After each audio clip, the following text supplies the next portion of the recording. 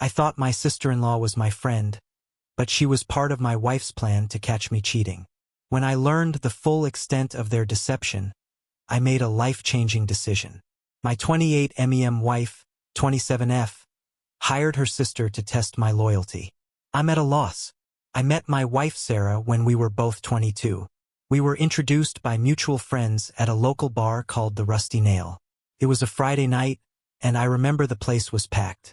I almost didn't go out that night. I had a big project due at work the following Monday, but my roommate Jack convinced me I needed a break. I spotted Sarah across the room, laughing with a group of friends. She had this infectious laugh that carried over the noise of the bar.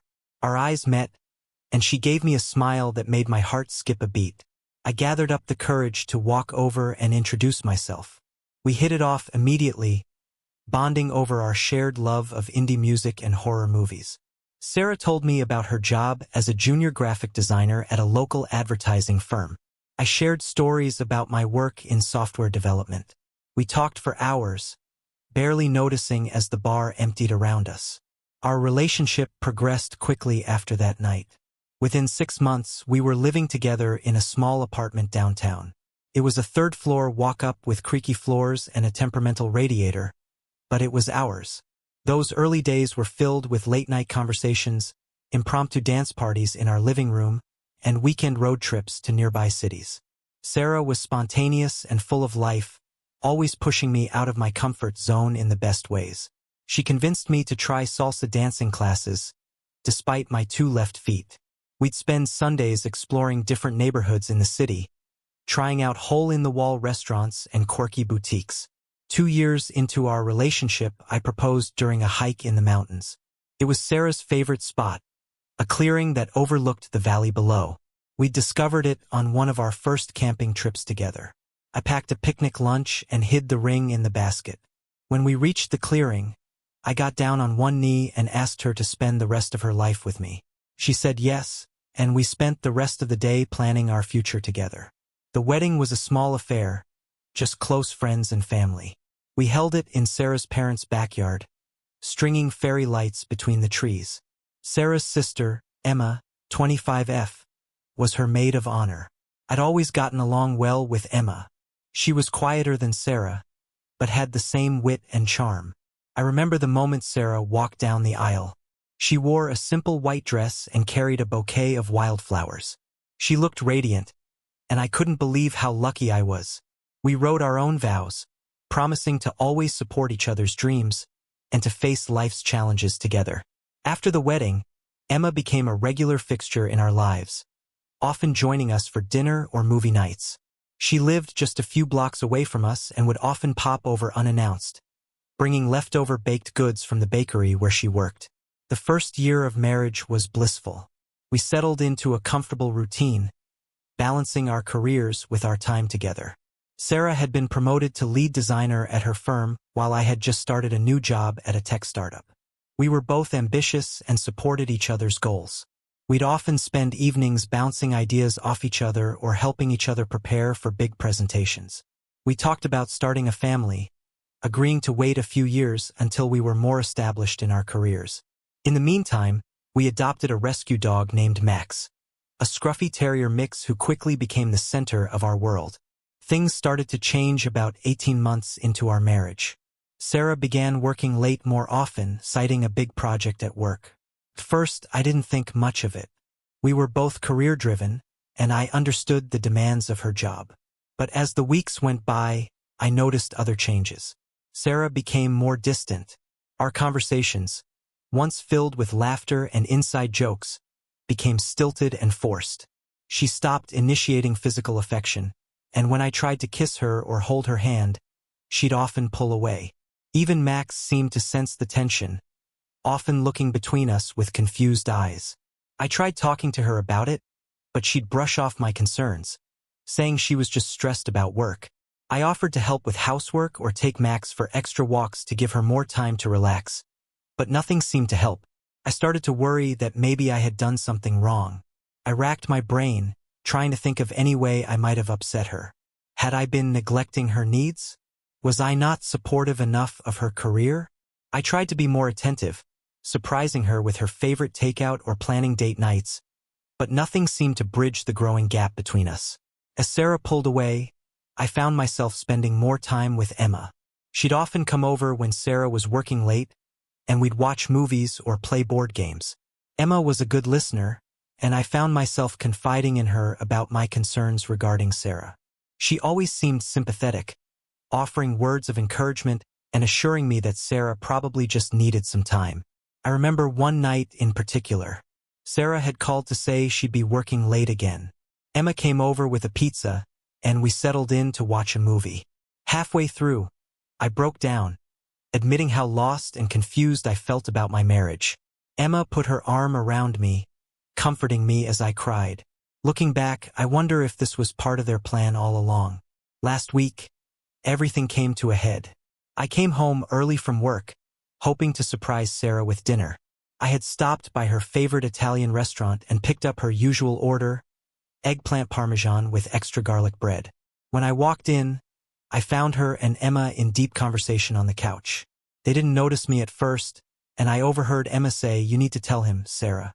This has gone on long enough." When they saw me, Sarah burst into tears. Emma quickly excused herself, leaving us alone. Sarah then confessed everything. For the past 3 months, she had been paying Emma to flirt with me and test my loyalty. Sarah had convinced herself that I was cheating, despite having no evidence. She said she'd noticed me looking at other women and thought I seemed distant. Instead of talking to me about her concerns, she hatched this plan with Emma. Emma had been instructed to text me flirtatious messages, invite me out for drinks, and even accidentally send revealing photos.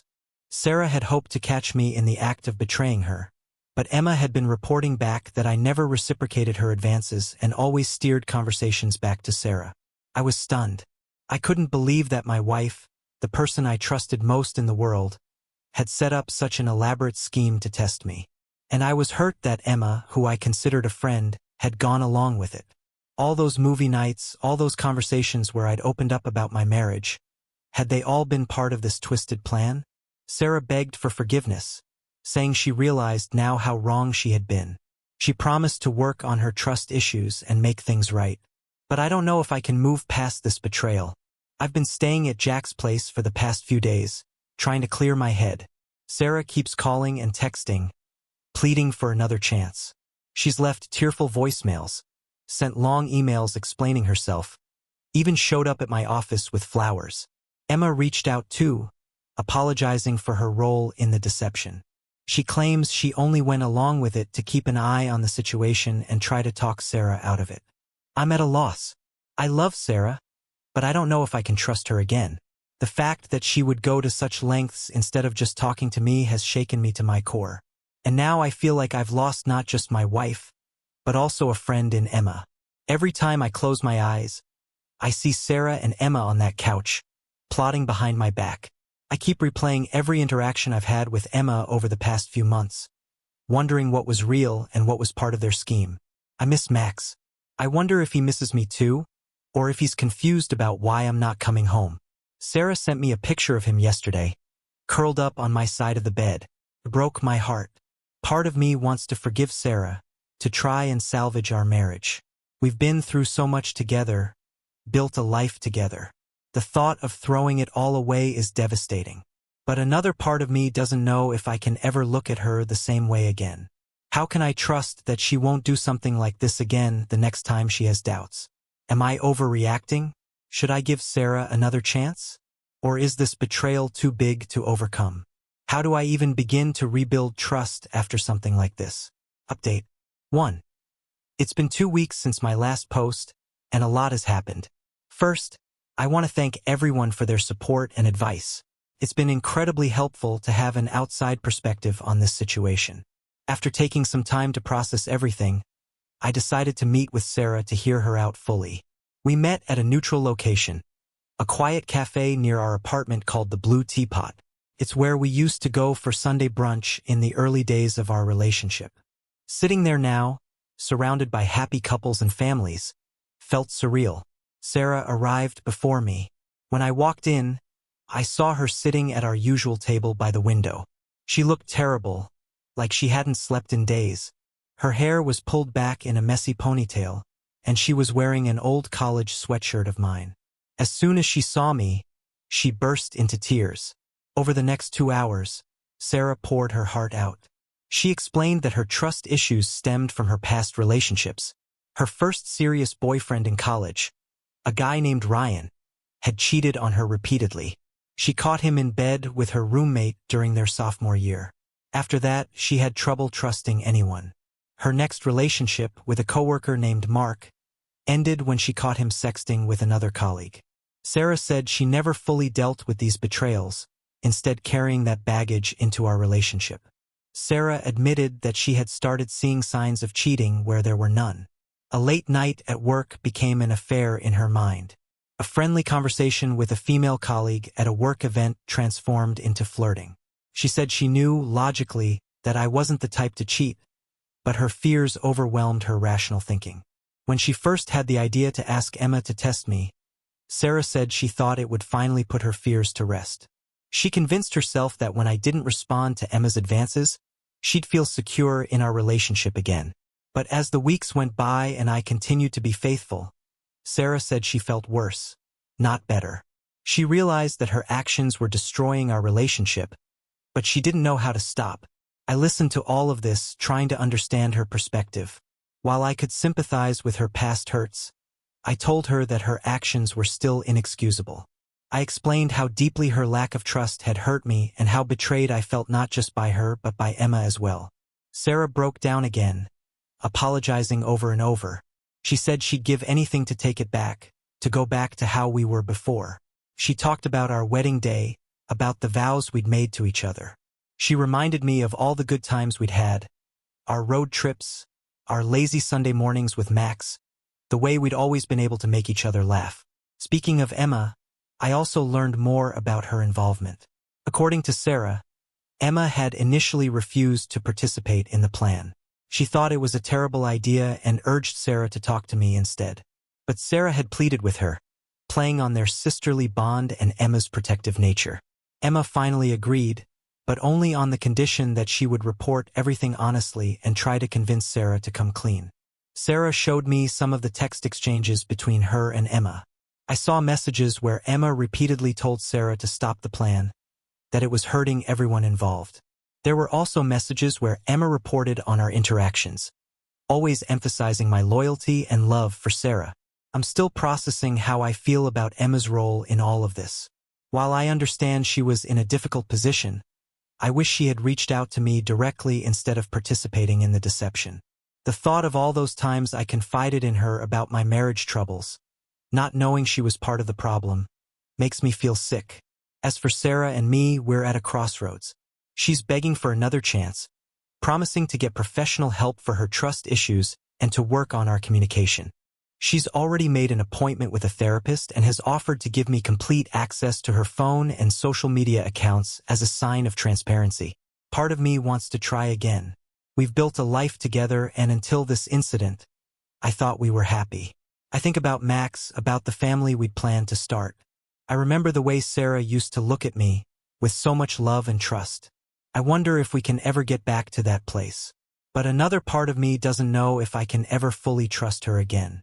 Every time my phone buzzes, I wonder if Sarah is checking up on me. When I'm at work, I find myself wanting to document my whereabouts, just in case she accuses me of something. It's exhausting, and I don't know if I can live like this long term. For now, I've decided to extend my stay at Jack's place. I told Sarah I need more time to think about what I want.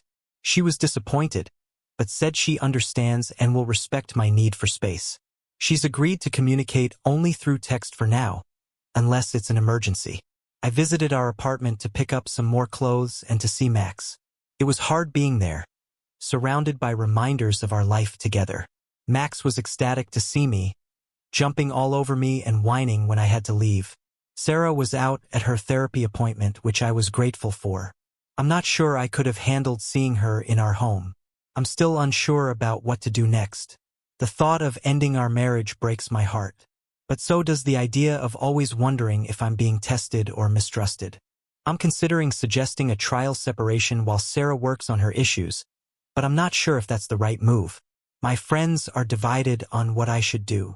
Jack thinks I should leave Sarah, saying that trust is fundamental and can't be rebuilt once it's broken like this. But my other friend, Mia, thinks I should give Sarah another chance, pointing out that she came clean on her own and is taking steps to address her issues. I find myself cycling through different emotions: anger, sadness, confusion, even moments of longing for how things used to be. I'm trying to take care of myself through all of this. I've started going to the gym more regularly and have been writing in a journal to process my thoughts. Any advice on how to proceed would be greatly appreciated. Has anyone been in a similar situation? Were you able to rebuild trust? Or was the betrayal too much to overcome? Update 2: It's been about a month since my last update, and I wanted to share some developments. After much soul-searching and several long conversations with Sarah, I've decided to file for divorce. This wasn't an easy decision, but I believe it's the right one for me. The turning point came when I had a heart-to-heart conversation with Emma. She reached out, wanting to apologize in person for her role in Sarah's scheme. We met at a local park where Sarah and I used to walk Max. It felt strange being there without him.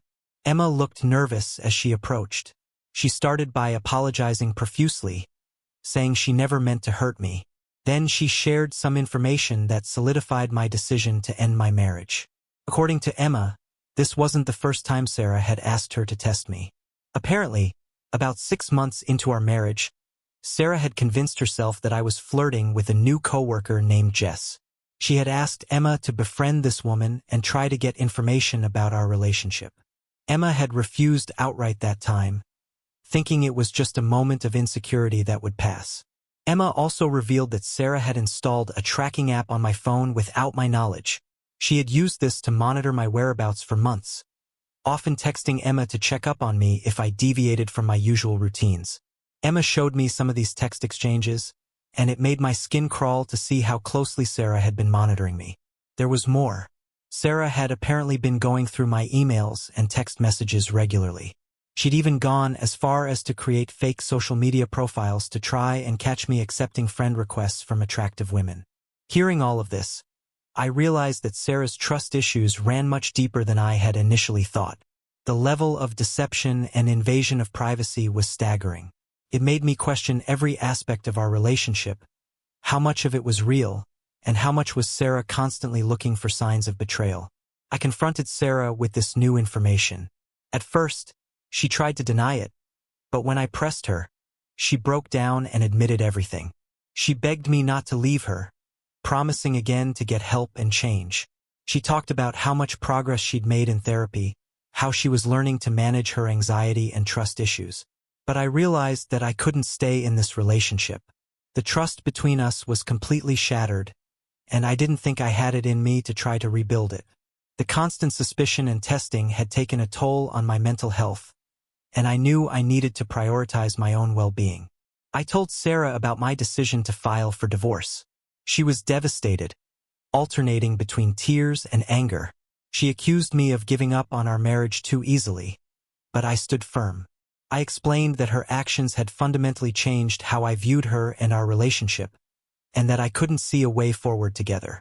The past week has been a whirlwind of logistics, finding a lawyer, starting to separate our finances, and looking for a new place to live. It's been emotionally draining, but I also feel a sense of relief. For the first time in months, I don't feel like I'm walking on eggshells or being watched. One of the hardest parts was figuring out what to do about Max. We both love him dearly, and the thought of separating him from either of us is heartbreaking. For now, we've agreed to a sort of joint custody arrangement. I'll take him on weekends, and Sarah will keep him during the It's not ideal, but it's the best we could come up with for now. I found a small apartment not far from my office. It's nothing fancy, but it's a place to call my own. I've been slowly moving my things in, trying to make it feel like home. It's strange, starting over like this. I keep reaching for things that aren't there, expecting to see Sarah's things mixed in with mine. My friends have been incredibly supportive through all of this. Jack has been helping me move, and Mia has been checking in on me regularly. They've been a lifeline during this difficult time. I know the road ahead won't be easy. Ending a marriage is never simple, and there's a part of me that still loves Sarah, but I'm trying to focus on the future and on rebuilding my life. I've started seeing a therapist of my own to work through everything that's happened. As for Emma, our relationship is complicated. While I appreciate her finally coming clean, I'm still hurt by her initial participation in Sarah's scheme. We've agreed to keep our distance for now, which I think is best for everyone involved. It's sad to think about losing her friendship, but I don't see how we can move past this. I'm not sure what the future holds, but I'm cautiously optimistic. Thank you all again for your support throughout this difficult time. Update 3. It's been 3 months since I filed for divorce, and I wanted to give a final update on the situation. The divorce process is moving forward. Sarah initially contested it, but after a few meetings with our lawyers, she agreed to an uncontested divorce. We're currently working out the details of asset division and hope to have everything finalized in the next few months. Living apart from Sarah has given me a lot of clarity. I've realized how much energy I was spending trying to prove my loyalty and how that was affecting my mental health. Since moving out, I felt a weight lift off my shoulders. I'm sleeping better, I'm more focused at work, and I've started reconnecting with friends I had unintentionally neglected. My new apartment is starting to feel like home. I've hung up some artwork, bought a few plants, which I'm trying not to kill, and even started cooking for myself more often. It's not always easy, but there's a sense of freedom in creating my own space. The arrangement with Max has been working out okay. It's hard only seeing him on weekends, but those days have become the highlight of my week. We go for long walks in the park, play fetch in my small backyard, and curl up on the couch to watch movies. He seems to be adjusting well, though sometimes I catch him looking at the door as if expecting Sarah to walk in. Sarah has started seeing a therapist to work on her trust issues. While I'm glad she's getting help, I know it's not my responsibility to support her through this process. We're maintaining minimal contact, communicating only about divorce-related matters and arrangements for Max. It's strange how someone who was once the center of my world has become almost a stranger. There have been moments of doubt and sadness. The other day I came across our wedding album while sorting through some boxes. Seeing those photos, how happy and in love we looked, was a punch to the gut, but I reminded myself of everything that's happened and why I made this decision. As for Emma, we had one final conversation where we both agreed that it was best to cut ties completely. While I understand she was in a difficult position, her actions contributed to the breakdown of my marriage. It's too painful to maintain a friendship with her. Losing both Sarah and Emma has been hard, but I know it's necessary for me to move forward. I've started to tentatively dip my toe back into the dating pool. Nothing serious yet, but it's been nice to meet new people and remember that there's life after divorce. I'm being upfront about my recent experiences, which has led to some interesting conversations about trust and communication in relationships. Work has been a welcome distraction through all of this. I've thrown myself into a new project, which has been challenging, but rewarding. My boss has been understanding about the occasional need to take time off for lawyer meetings or therapy appointments. Looking back, I can see red flags that I missed or chose to ignore in my relationship with Sarah. It's been a hard lesson, but I'm grateful for what I've learned about myself and what I need in a partner. I know now that trust and open communication are non-negotiable for me. There are still tough days. Holidays and anniversaries are particularly difficult. But overall, I feel like I'm moving in the right direction. I'm learning to enjoy my own company, to build a life that's entirely my own. To those who suggested I was overreacting, or that I should have tried harder to save my marriage, I appreciate your perspective, but I stand by my decision. Trust is fundamental in a relationship, and Sarah's actions went far a momentary lapse in judgment. Thank you all for your support throughout this journey.